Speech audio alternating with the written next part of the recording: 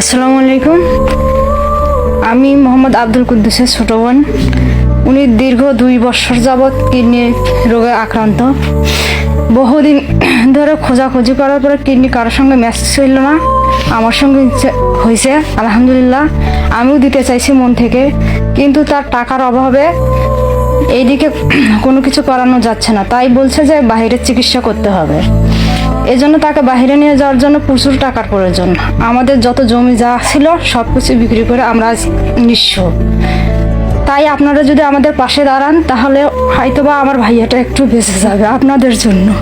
হয়তোবা আপনাদের টাকা দিয়ে আমাদের অনেক কিছু হবে না, কিন্তু সামান্য টাকা দিয়ে আমার ভাইয়ার জীবনটা ফিরে আসবে।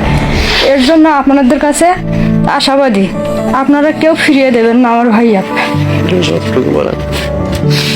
আমি এটুকুই বললাম আপনাদের কাছে। আপনাদের কাছে দোয়া প্রার্থী।